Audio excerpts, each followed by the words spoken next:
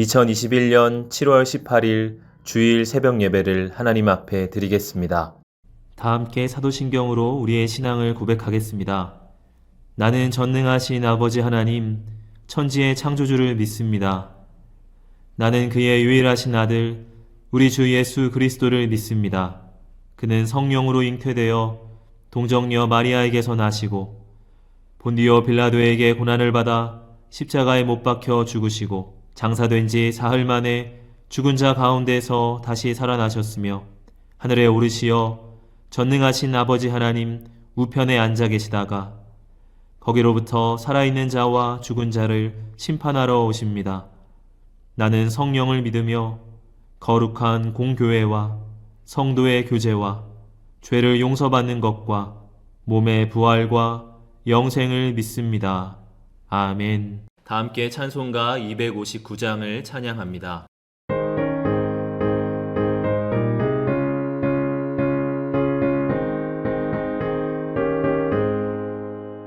예수 십자가에 흘린 피로써 그대는 씻기어 있는가. 더러운 죄 희게 하는 능력을 그대는 참으지 않은가. 예수의 보혈로 그대는 씻기어 있는가. 마음속에 여러 가지 죄악이 깨끗이 씻기어 있는가. 주 예수와 밤낮으로 늘 함께 그대는 행동을 하는가. 아무 때나 어디서나 그대는 십자가 붙들고 있는가. 예수의 보혈로 그대는 씻기어 있는가. 마음속에 여러 가지 죄악이 깨끗이 씻기어 있는가. 주님 예수 다시 그대 그대는 영접할 예복이 있는가. 그대 몸은 거룩한 곳 천국에 들어갈 준비가 됐는가. 예수의 보혈로 그대는 씻기어 있는가. 마음속에 여러 가지 죄악이 깨끗이 씻기어 있는가. 모든 죄에 더러워진 예복을 주 앞에 지금 나오소서. 샘물같이 솟아나는 보혈로 눈보다 너희게 씻으라. 예수의 보혈로 그대는 씻기어 있는가. 마음속에 여러 가지 죄악이 깨끗이 씻기어 있는가. 이 시간 다 함께 기도하는 시간을 갖겠습니다. 민족의 복음화와 세계 선교를 위하여 우리 교회 3133 비전과 담임 목사님, 부교역자들, 직분자들과 사명자들을 위하여 새성전 증축을 위하여 코로나19로 인해 신음하는 이 민족을 긍휼히 여겨주시고 속히 치유하시도록 우리 교회 교우들의 가정과 직장과 사업장을 붙드시고 환우들을 치유하시도록 이 시간 다 함께 기도하겠습니다.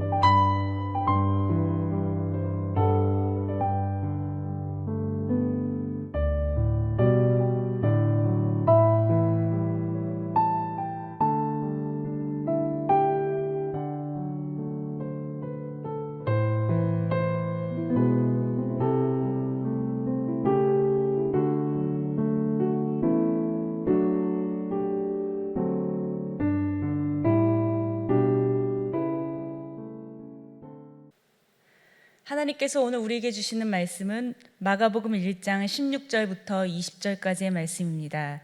갈릴리 해변으로 지나가시다가 시몬과 그 형제 안드레가 바다에 금을 던지는 것을 보시니 그들은 어부라.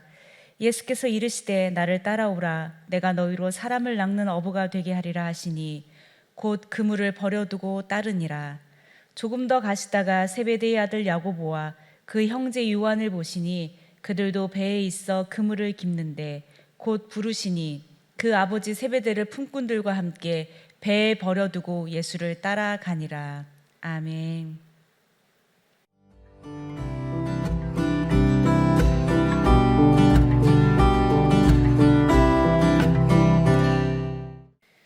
요즘 연일 TV나 또는 인터넷을 보면 대선 후보들에 대한 이야기들로 가득 차 있습니다.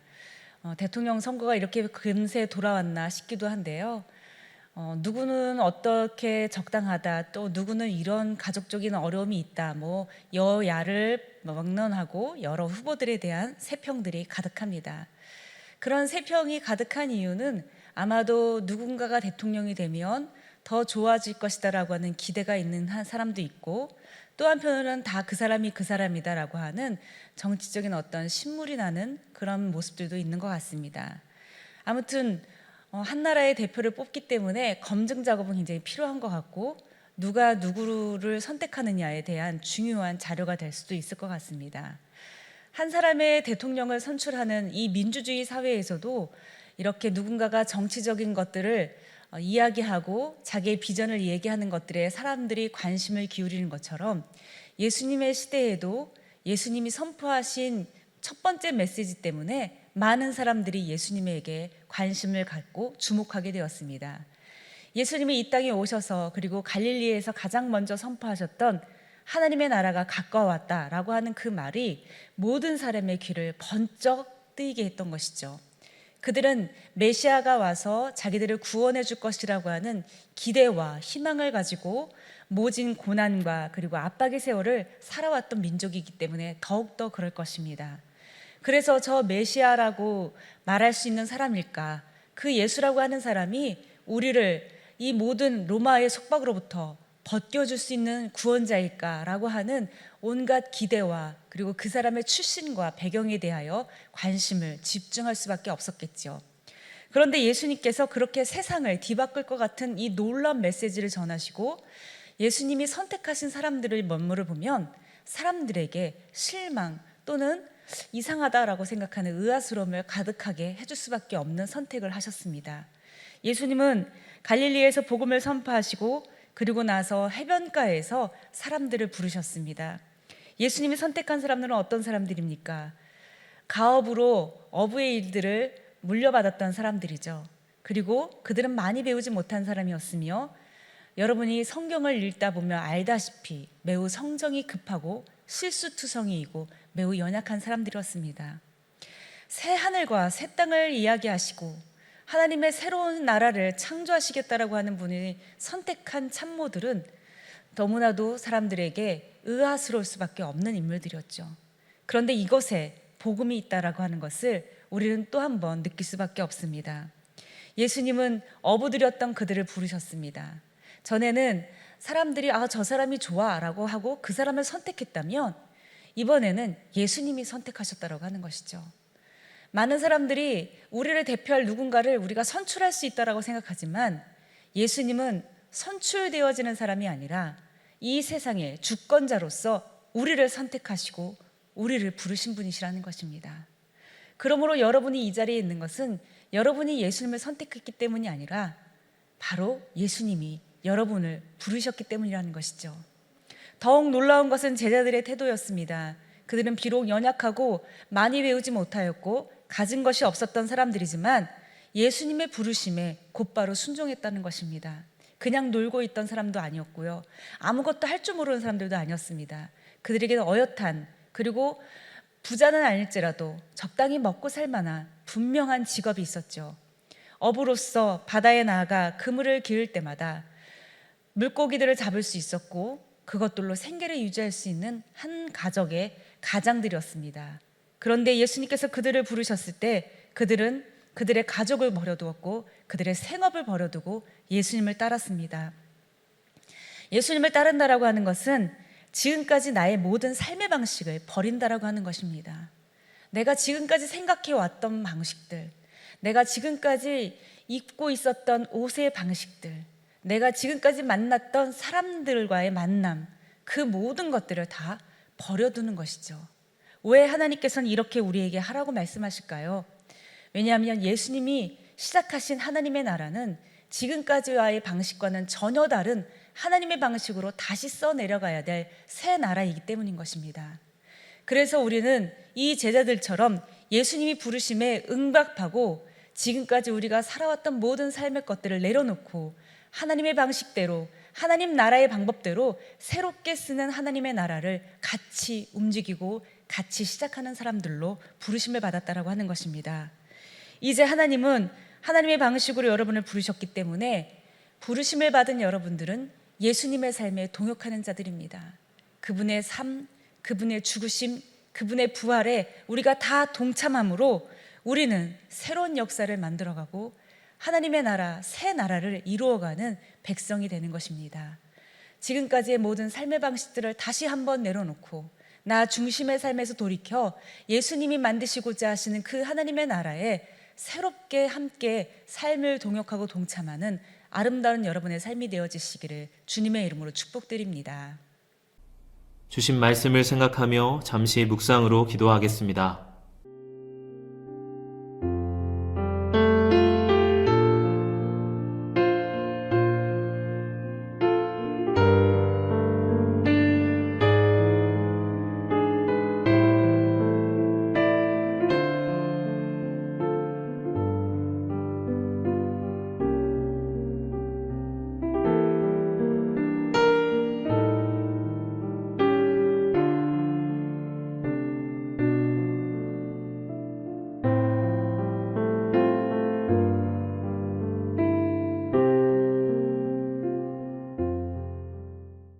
다 함께 주기도문으로 예배를 마치겠습니다.